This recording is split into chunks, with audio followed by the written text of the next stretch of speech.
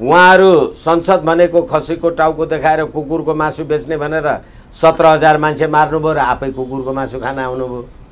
गर्दा गर्दै अब 17 वर्ष पछाडि आएर त्यो सत्यतालाई उहाँले उजागर गर्नुभयो। नेपाली जनता मतदानको लागि मेसिन मात्रै भए, त्यहाँभन्दा बढी केही पनि भयो नेपाली जनताको हैसियत भन्ने कुरा देखिएन। खालि मतदानको मेसिन मात्रै नेपाली जनता बनाइदिए देखिएन। इन्डियन राजदूतको अगाडि नेपालको कार्यकारी प्रधानमन्त्रीले भन्छ मलाई प्रधानमन्त्री बनाउन प्रीतम सिंह पटक पटक दिल्ली जानुभयो, एकदम ठुलो गुण गर्नुभयो मलाई भनेर अहोभाव प्रकट गरिराखेको छ क्या। यो कति लज्जाको विषय हो हामी सबै नेपाली जनताका लागि अनि त्यसलाई टुङ टुङ टुङ ठोकिराखेका छन् तलबाट फेरि होइन। अनि त्यसलाई चाहिँ भारतीय राजदूत श्रीवास्तवजीले हाँसेर समर्थन गर्नुभयो। त्यहीँनिर ल हेर्नुहोस् त, मेरो सम्प्रभु सम्पन्न देशको प्रधानमन्त्री ट्रक ड्राइभरको इच्छा बमोजिम दिल्लीले नियुक्ति गरिदिँदो रहेछ भनेदेखि मैले मत हाल्नु त्यो एउटा प्राविधिक कुरा भन्दा बाहेक नेपाल सम्पूर्ण नेपालको सम्प्रभुतालाई त एउटा ट्रक ड्राइभर भारतीय ट्रक ड्राइवर को इच्छा बमोजिम चल्दो रहेछ। प्रचंड के आने के बाद अब फिर से भारत और नेपाल के बीच रिश्ते मजबूत हो गए। भने प्रचंड जी आउनु भएपछि प्रचंड जी कम्युनिस्ट हुँदो रहेछ कि भारतीय हुनुहुँदो रहेछ। नेपाल नए कानून से भारत को फायदा चीन को झटका। अरे वाह, टाइटलै त्यस्तो लेखिदियो है त, नेपाल नए कानून से भारत को फायदा चीन को झटका लेखिदियो भनेपछि श्रृंखलामा हेर्दाखेरि के काम के भइराखेको छ। कम्फर्टेबल प्रचण्ड किन पटक पटक आफ्नै अभिव्यक्तिका कारण विवादमा पर्छन् कि यिनी एक किसिमले इमानदार बोल्छन्, यो पनि त प्रश्न गर्नु पर्ला। सभामुखले नै सिधा चासो राखेर एक्सन लिनुपर्ने अभिव्यक्ति हो प्रचण्डको यो अभिव्यक्ति हो। सभामुखले यो तपाईले भने जस्तो यो संसदको अपमान होइन मात्रै होइन, यो अपमान नेपालको सम्प्रभुताको अपमान हो। तपाई जुन स्केलमा यसलाई प्रेजेन्ट गर्न खोज्दै हुनुहुन्छ नि यति सिरियस म्याटर हो यो। एकछिनलाई मान्नुहोस्, म कहिलेकाहीँ भन्ने गर्छु मेरो नाउँ विष्णु भट्टराई, यो के विष्णुको हात, यो विष्णुको खुट्टा, यो विष्णुको आँखा, यो विष्णुको मुख, विष्णु चाहिँ कहाँ छ? वरिष्ठ अधिवक्ता राजनीतिक विश्लेषक विष्णु भट्टराई हुनुहुन्छ। सर स्वागत छ हजुरलाई। हजुर धन्यवाद। सर प्रधानमन्त्रीले एउटा यस्तो खालको अभिव्यक्ति गरे हुन्थ्यो, त्यो मनको कुरा होला प्याक्ट मुखमा आयो कि अथवा यो एउटा संवैधानिक दृष्टिकोणले पनि र राजनैतिक दृष्टिकोण दुवैबाट प्रश्न उठ्यो। हामी त नेपालको संसदले प्रधानमन्त्री बनाउने होला, सार्वभौम सत्ता नेपाली जनतामा छ, त्यसको अभ्यास संसदबाट हुन्छ भन्ने त्यस्तो बुद्धि आइराखेका थियौँ। तर नेपालको प्रधानमन्त्री त कता दिल्लीले बनाउनु रहेछ नि, होइन? प्रधानमन्त्रीले त्यो कुरा भन्नुभयो, अब हामीले यसै गरी बुझ्यौँ र के हो भनेर तपाईँलाई सोध्यौँ र धन्यवाद। यो कुरा मैले चाहिँ तपाईँहरूलाई धेरैचोटि भनेको थिएँ। हिजो प्रधानमन्त्रीजीले सशरीर उपस्थित भएर भनिदिनु भएको कारणले आम सञ्चार जगत अथवा आम नेपाली जनमानसमा यसले प्राधान्यता पाएको हो।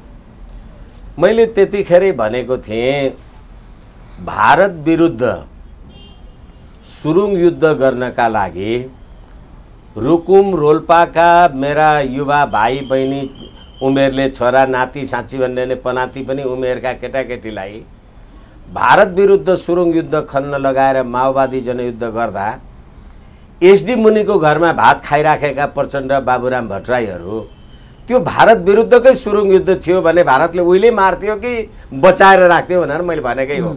भन्नेको छ उनीहरूको बारेमा। अनि त्यसैले गर्दा प्रकारान्तरले उहाँहरू संसद भनेको खसीको टाउको देखाएर कुकुरको मासु बेच्ने भनेर 17,000 मान्छे मार्नुभयो र आफै कुकुरको मासु खान आउनुभयो। गर्दा गर्दै अब 17 वर्ष पछाडि आएर त्यो सत्यतालाई उहाँले उजागर गर्नुभयो।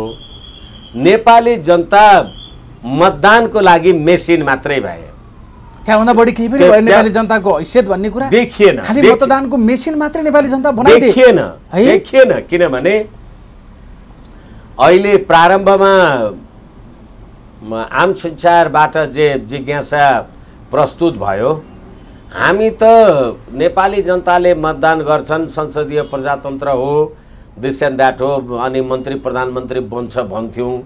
यो त होइन पो रहेछ, हाम्रो लागि त भारतले बनाइदिँदो रहेछ। त्यो बनाइदिनका लागि औपचारिकता देखाइदिने त मतदान गर्नु पर्यो नि। त्यो मतदान गर्दा अस्ति मङ्सिर 4 गतेदेखि मङ्सिर 4 गतेको निर्वाचनको परिणामलाई हेर्दाखेरि अहिले पनि कसैलाई सरकार चलाउने त अनुमति छैन, नेपाली जनताले अनुमोदन त दिएको छैन। अनि त्यो ठगबन्धन जे बनाउनु भएको छ त्यो ठगबन्धनका लागि गर्दा गर्दै एउटा म्याद सिद्धिएको प्रमाणीकरण नभएर संविधानको धारा 113(4) बमोजिम साँच्ची भन्ने हो भने नालायक रद्दी भइसकेको र विधेयक भनेको कि राष्ट्रपतिकोमा सभामुखले अथवा राष्ट्रिय सभाको अध्यक्षले प्रस्तुत गर्छ कि विधेयक भनेको संसदमा हुन्छ। सरकारसँग कहिले विधेयक आयो र त्यो विधेयक कहिले रामचन्द्र पौडेल कहाँ पुगेर उसले प्रमाणीकरण गर्यो? त्यो त अदालतले पनि ठिक गर्यो भनिसक्यो। अब हामी यसमा धेरै नजाउँ न। एकछिन तपाईले भन्दैमा हुन्छ अदालतले त परमादेशको पनि सरकार बनाइदियो, अदालतले विधेयक पनि बनाइदियो। मैले यो कुरा किन तपाईलाई निवेदन गरिराखेको छु भने अहिले त्यही अदालत हो convention on the right of child भन्ने 1989 को आर्टिकल 38 बमोजिम 1993 1973 अयोग्य लडाकुहरूलाई सेनामा बालबालिकालाई भर्ना गरेर युद्ध अपराध गरे भनेर त्यही प्रधानमन्त्रीलाई शोकस गर्ने पनि त्यही हो। तर त्यति गर्दा पनि यो प्रधानमन्त्री किन रहिरहँदो रहेछ भनेपछि भारतबाट आउनु पर्दो रहेछ। सिधा यो भएन प्रचण्डलाई प्रधानमन्त्री भारतले बनाइदिएको रहेछ भने प्रमाणित भयो नि त? होइन, यो मैले 2-3 वटा तपाईलाई जे पृष्ठभूमिमा जे कुरा बताएँ होइन भने कसको साख बल तागत बरकत हैसियतमा अहिले यो ठगबन्धनको सरकार चलाएको छ त? ल हेर्नुहोस् न, इन्डियन राजदूत त्यहीँ छ। इन्डियन राजदूतको अगाडि नेपालको कार्यकारी प्रधानमन्त्रीले भन्छ मलाई प्रधानमन्त्री बनाउन प्रीतम सिंह पटक पटक दिल्ली जानुभयो, एकदम ठुलो गुण गर्नुभयो मलाई भनेर अहोभाव प्रकट गरिराखेको छ क्या। यो कति लज्जाको विषय हो हामी सबै नेपाली जनताका लागि यहाँनिर। अनि त्यसलाई टुङ टुङ टुङ ठोकिराखेका छन् तलबाट फेरि होइन। अनि त्यसलाई चाहिँ भारतीय राजदूत श्रीवास्तवजीले हाँसेर समर्थन गर्नुभयो। त्यहीँनिर ल हेर्नुहोस् त, एउटा राजदूतलाई अगाडि राखेर बोलिराखेका छन् प्रधानमन्त्रीले र मलाई प्रधानमन्त्री बनाउन दिल्ली गइराखेको छ। होइन, त्यसैले गर्दा कहाँको यो प्रीतम सिंह भन्ने पात्र आएर फेरि देश हल्लाइराखेको छ अहिले? होइन, अहिले प्रीतम सिंह आएर हल्लाएको होइन, प्रीतम सिंह जस्ताहरूले त्यो प्रतिनिधि पात्रको कुरा मात्रै गरेको प्रचण्डजीले। त्यसैले गर्दाखेरि प्रीतम सिंहहरूले अब नेपालमा पहिले ट्रक को के ल्याए भन्ने अर्थमा एउटा व्यापारीले एउटा प्रधानमन्त्री बनाउँदो रहेछ के नेपालमा। अनि दिन्छ सर भ्यालु कसैले त्यसै पठाएर सर मुर्रा राँगा अस्ति स्तर अनुसारको रहेछ नि त। त्यो मात्रै मुर्रा राँगा त हामीले पछिको कुरा गर्यौं। 12 बुँदे समझदारी त्यसै भएको रहेछ भन्ने कुरा ट्रकको व्यापारी ट्रक ल्याउने व्यापारीले नेपालको प्रधानमन्त्री बनाउँदो रहेछ भने अनि राँगो नदिएर के दिन्छ त? होइन, गिफ्टमा ठिकै रहेछ त, त्यो त एक किसिमले होइन र प्रचण्डले भनेको कुरा हो यो। अनि त्यसैले गर्दाखेरि यो अहिले जति पनि जे खालका घटना परिस्थितिहरू भएछन् हाम्रो सत्य निरूपण तथा मेलमिलाप आयोग मेलमिलाप सम्बन्धी ऐन 2071 अहिले उहाँहरू राज्य सत्तामा 3 चोटि मन्त्री प्रधानमन्त्री के भइसक्नुभयो। नेपालका ती पीडितहरूले न्याय निसाब पाएका छैनन्। तर के हो भनेदेखि भारत विरुद्ध सुरुङ युद्ध गर्ने मान्छेहरू 3 4 चोटि प्रधानमन्त्री भइसके भनेपछि त कुरा प्रष्टसँग बुझिन्छ नि त, बुझिएकै हो। त्यसैले नेपाली जनता मत हाल्ने मेसिन भन्दा बाहेक केही पनि रहेन। उनले सदर गरिदिए होइन, तपाईहरुले यही कुरा भन्दै आउनु भएको थियो इन्डियाले हो बनाएको गर्ने सबै यो हामी सबै मेसिन मात्रै हो भने त्यसलाई प्रचण्डले सदर गरिदिए। अहिले मलाई इन्डियाले प्रधानमन्त्री बनाएको भने के यसलाई एउटा सामान्य कार्यक्रममा बोलेको एउटा सामान्य अभिव्यक्तिका रूपमा हेर्नुपर्छ कि यसलाई एकदमै गम्भीर रूपमा हेर्नुपर्छ? कसरी हेर्ने त अब यो अभिव्यक्तिलाई?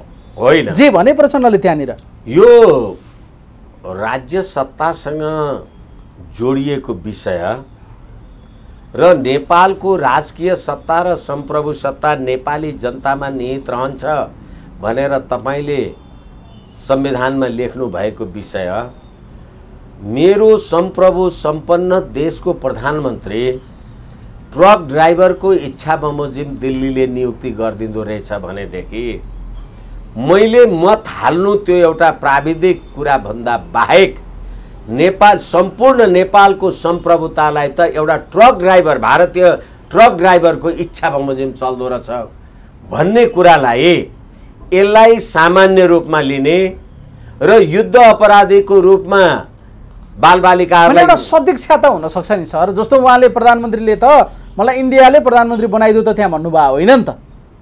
मलाई प्रधानमन्त्री बनाउनको लागि प्रीतम सिंह बिचरा पटक पटक दिल्ली जानुभयो, काठमाडौँमा पनि भेट्नुभयो। म प्रति उहाँको यो खालको एउटा सदासैदा थियो, प्रचण्ड प्रधानमन्त्री भयो भने नेपाल बन्छ भन्ने उहाँको इच्छा थियो भन्ने अर्थमा उहाँले बोल्नुभयो हो नि त। यसरी नहेर्ने यसलाई होइन होइन। हामी कुरा गर्नका लागि कुरा जोड्न जतिचोटि जोडे पनि भयो, उही के अरे जति लामो डोरी बाटे पनि गाँठो पस्यौटे एउटै हो भने जस्तै यो सम्पूर्ण कुरा अस्ति यो नागरिकता विधेयक प्रमाणीकरण गर्ने कुरामा पनि एउटा भारतीय अखबारले के लेख्यो भने म तपाईलाई भनौँ भारत और नेपाल में भी रोटी बेटी के संबंध भन्दै अरू लामो कुरा छ म लामो भन्दिनँ। भारत और नेपाल के बीच सदियों से धार्मिक और सामाजिक संबंध रहे हैं। भारत के उत्तर प्रदेश और बिहार राज्यों से बड़ी संख्या में लड़कियों की शादी नेपाल में हुई है। पौराणिक मान्यता है कि भगवान राम की शादी भी जनकपुर में हुई थी। इसको रोटी बेटी के संबंध की तरह देखा जाता है, लेकिन नेपाल में वामपंथी राज आने के बाद चीन के इशारे पर ये रिश्ते बिगड़े थे। सुन्नु सब, प्रचंड के आने के बाद अब फिर से भारत और नेपाल के बीच रिश्ते मजबूत हो गए। भने प्रचण्डजी आउनु भएपछि प्रचण्डजी कम्युनिस्ट हुँदो रहेछ कि भारतीय हुनुहुँदो रहेछ? यो अखबारले त छाप्यो। यसले के छाप्यो? नेपाल नए कानून से भारत को फायदा, चीन को झटका। अरे वाह, टाइटलै त्यस्तो लेखिदियो है त। नेपाल नए कानून से भारत को फायदा, चीन को झटका लेखिदियो भनेपछि श्रृंखलामा हेर्दाखेरि के काम के भइराखेको छ? कम्फर्टेबल भने त उनले अगाडि नै हो नि, 2-3 वर्ष भइसक्यो हो। त्यसैले तपाईले अघि मैले भने सत्य निरूपण मेलमिलाप आयोग तपाईले त्यो विधेयक संशोधन गर्न सक्नु भएन, विधेयक बनाउन सक्नु भएन। फास्ट ट्र्याकबाट नागरिकता लिएर आउनुभयो। अवधि सिद्धिएको संविधानको धारा 113 को उपधारा 4 बमोजिम अयोग्य भइसकेको, राष्ट्रपतिले प्रमाणीकरण नगरेको, यो अहिलेको वर्तमान संसदमा प्रस्तुतै नभएको त्यो सबै कुरा यी रामचन्द्र पौडवाल लगायतका यी ठगबन्धनले र फेरि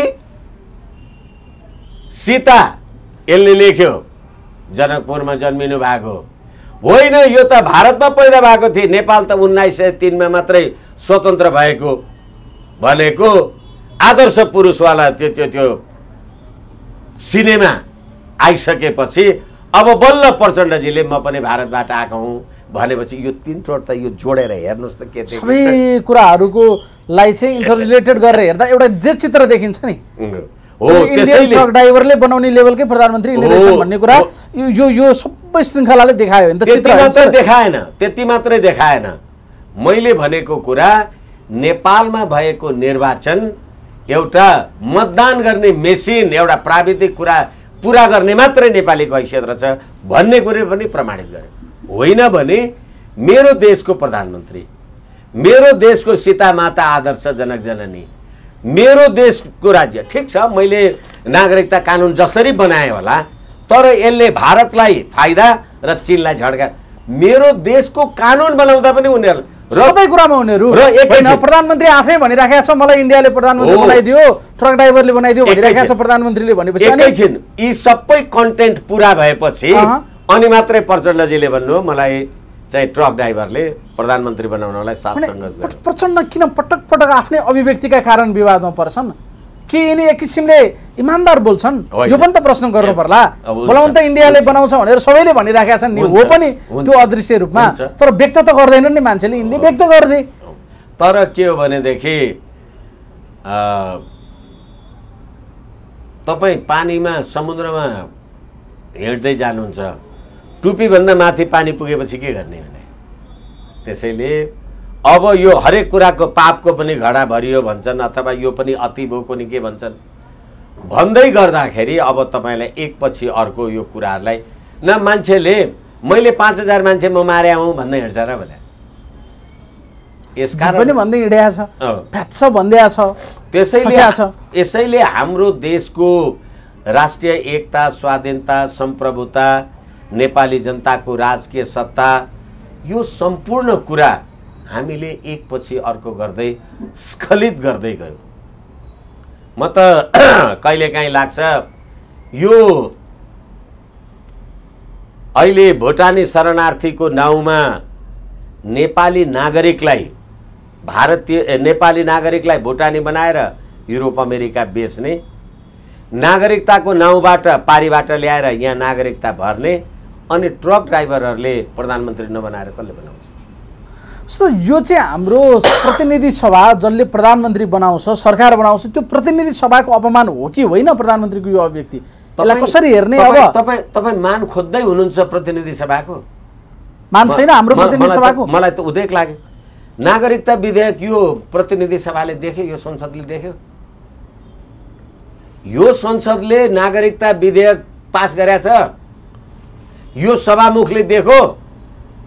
यही संसदले बनाएको प्रधानमन्त्री होइन पुष्पकमल दाहाल, अनि यो संसदले त्यो कुरा चाहिँ किन देख्नु पर्यो भनेको के कुरा गर्नुहुन्छ तपाईँ? होइन त्यो ठिक छ, तर यसरी हेर्दाखेरि त यो संसदको अपमान होइन र सर? के हो कि होइन? कसरी अपमान भएन? प्रचण्डले गरेको यो अभिव्यक्तिले मलाई इन्डियाले प्रधानमन्त्री बनायो भनिरहेका छन्। अस्ति विश्वासको मत यिनीहरूले हालिरहेका थिए यहाँका सांसदहरूले, अनि यो संसदको अपमान भएन र यो विषयले हेर्दाखेरि? मान्नुहोस् न, तपाईँले लागु पदार्थ खानुभयो भने मलाई लाग्दैन के प्रधानमन्त्रीजीले यो कुरा भनेपछि तपाईँ हामी अहिले जे छलफल गरिरहेका छौँ र यसमा मैले जुन नागरिकता विधेयक यो पार्लियामेन्टले देखेकै छैन भनेर जे भनिराखेको छु, यो संसदको अपमान भयो भनेर यो प्रतिनिधि सभा कहिले बोल्यो? कतिखेर गर्दैछ? अब प्रतिपक्षी दलले सायद यो प्रसारण हुने बेलासम्म संसदमा लफडा होला। यो गर्ला आज प्रमुख प्रतिपक्षी दलले सिरियसली लिएको छ, सिरियसली अगाडि बढाउँदैछ यो विषयलाई। म तपाईँको कुरामा सहमतै छैन, ठिक छ। के गर्न पर्थ्यो त? एकछिन प्रमुख प्रतिपक्षीले जे गर्ला अथवा गर्ला नगर्ला, सभामुख छ कि छैन भने सभामुखले एक्सन लिनुपर्ने विषय हो यो। किन होइन? के गर्ने एक्सन? तपाईँको अध्यक्षतामा बसेको प्रतिनिधि सभाको बैठकले म पुष्पकमल दाहाललाई बहुमत सदस्य भोट दिएर म प्रधानमन्त्री भए होइन कुरा गर्नुहुन्छ तपाईँ। अनि तपाईँले भन्नुपर्छ कि विपक्षी दलको बैठकै बस्नुपर्छ? हजुरले भनेको सभामुखले नै सिधा चासो राखेर एक्सन लिनुपर्ने अभिव्यक्ति हो यो अभिव्यक्ति हो सभामुखले।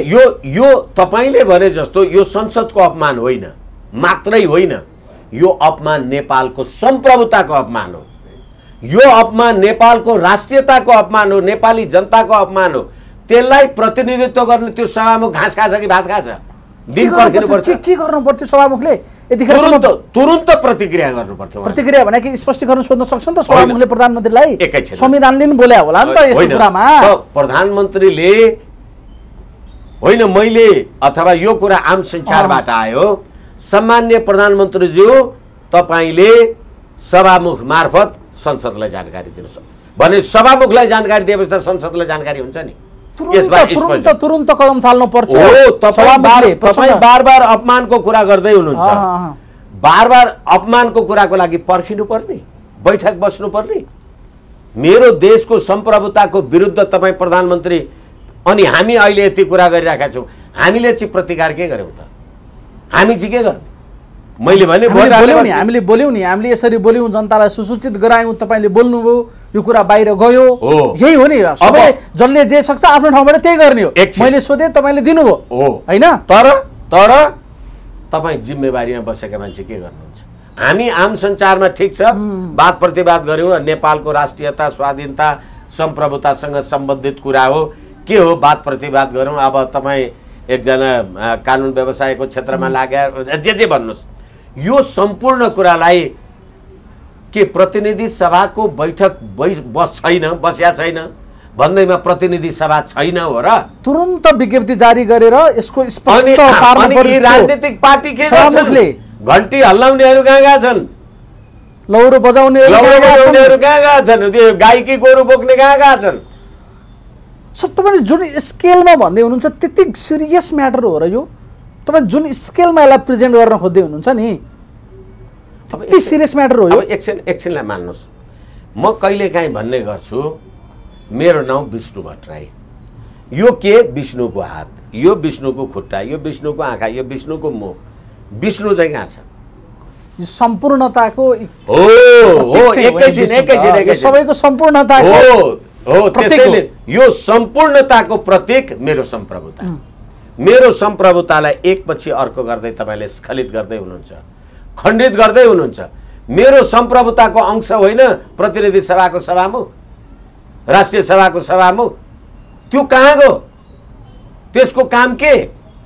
अनि अहिले तिमीहरू सीता माता भारतमा जन्मेकी हो भन्ने कुरा सानोतिनो कुरामा चर्चा नगरौँ भनेर अहिले तपाईँहरू घन्टी हल्लाएर हिँड्ने।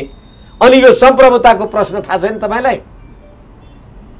यस कारणले गर्दाखेरि यो पदबाट राजीनामा दिन बाध्य पार्नुपर्ने लेभलको अभिव्यक्ति हो यो, होइन त? होइन, बोलेकै कारणले धेरै मान्छेको पद गएको छ त सर, हिजोको दिनमा होइन र? सामान्य कुरा हो बोल्ने भन्ने कुरा। एकछिन सुन्नुहोस्, एउटा विदुर नीतिमा भन्छ कि हुन त अब यो गेरु वस्त्र शस्त्र लाएर उज्जैनको कुनै के गर्दा ओर्दा के भने यिनीहरूलाई थाहा छैन। विदुर नीतिमा भन्छ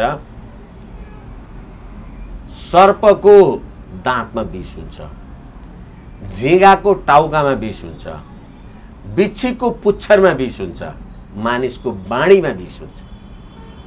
तपाईको बोलीले संसारमा कत्रा कत्रा युद्धहरू हुन्छन्, कत्रा कत्रा अपराधहरू हुन्छन् भने तपाईले जे भन्नुभयो यो तपाईको भनाइले नेपाल राष्ट्रलाई विष भयो भनेको।